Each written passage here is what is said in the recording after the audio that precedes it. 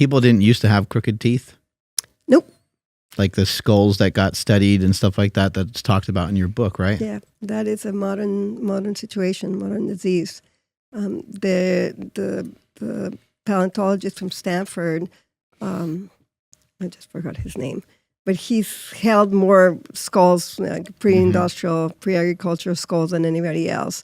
And he says he's never seen one with crooked teeth.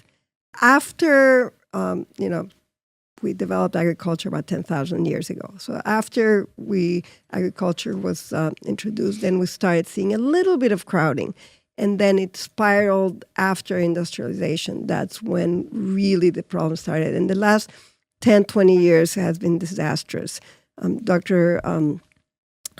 Santos in Argentina that treats 2-year-olds, she tells me that the 2-year-olds are coming in like monsters. She says she's also in her 50s, and she's been, pediatric dentist, orthodontist for decades. And he says just in the last few years, and the pandemic is even creating more problems, more mouth breathing, and more problems with the teeth. She says that 2-year-olds already have issues. In the last generation, when I was a kid, 2-year-olds did not have problems with crowding. That came later. And now every kid, needs to have braces because the situation is just spiraling out of control. That's why we called it an epidemic. Mm-hmm. What do you suspect might also be at play, might also be happening if our jaws are kind of not optimal, not optimized? Do you think that might be putting like undue pressure on the neck, causing like forward head posture? Or I know you like to stick to like the science, but what are just some of your thoughts on that?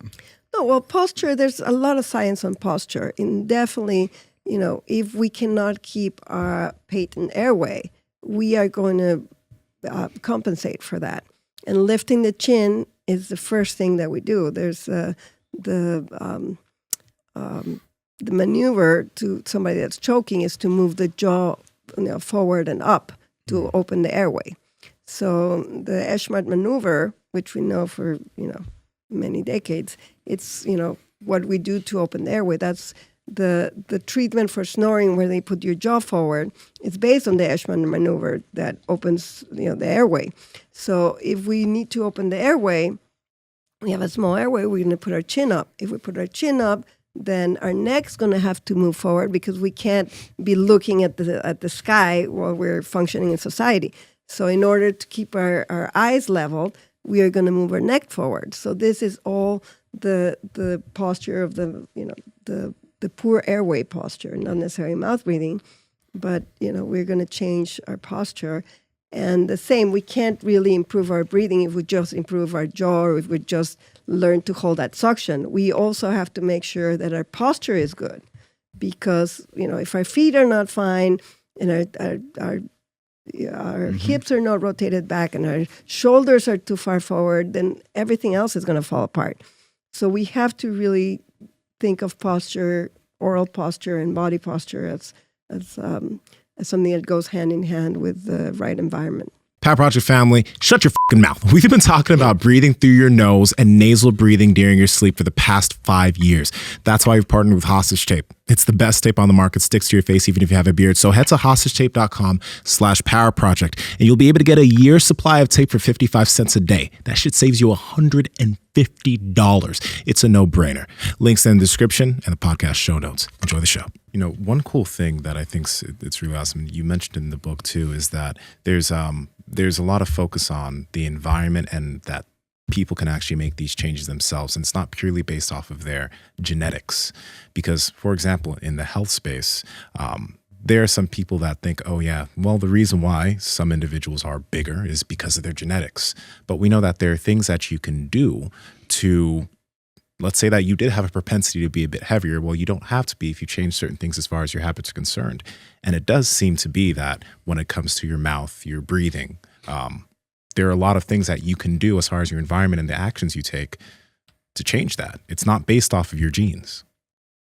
Well, we have to be careful what we say. We can't say it's not based on your genes because everything, and Dr. Ehrlich, Paul Ehrlich, the evolutionary biologist, he uses the example of a rectangle. Mm-hmm. You have the height and the width.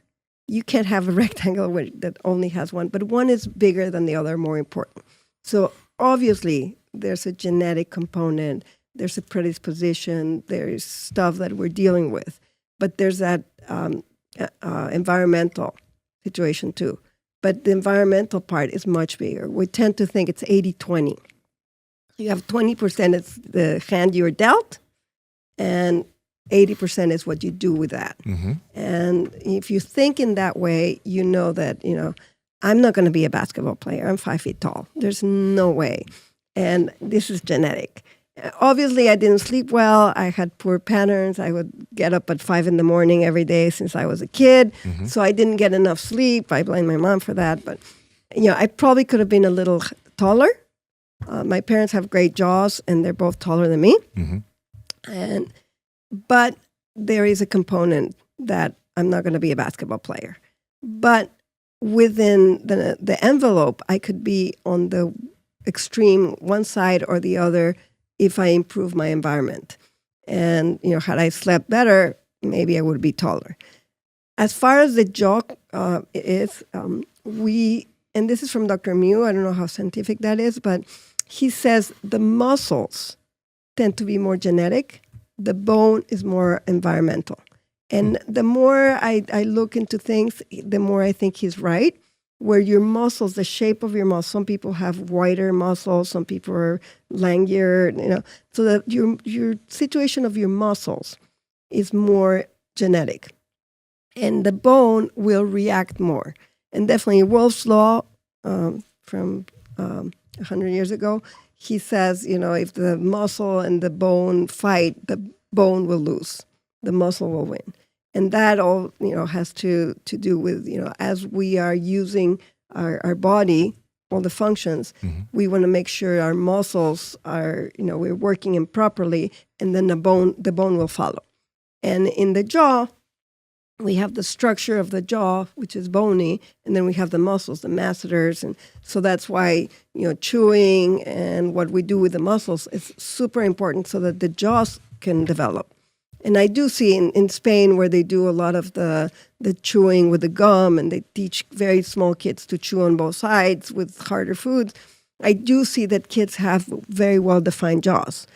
I don't know if that's just part of, their genetic for that country, which is a combination, but I do see that they pay more attention to chewing with your mouth closed, chewing on both sides. I've never heard anybody said to a kid, make sure you chew on both sides.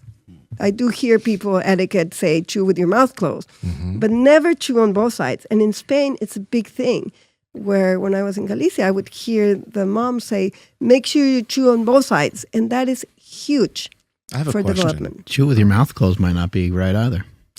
Well, chewing with your mouth closed is important, obviously.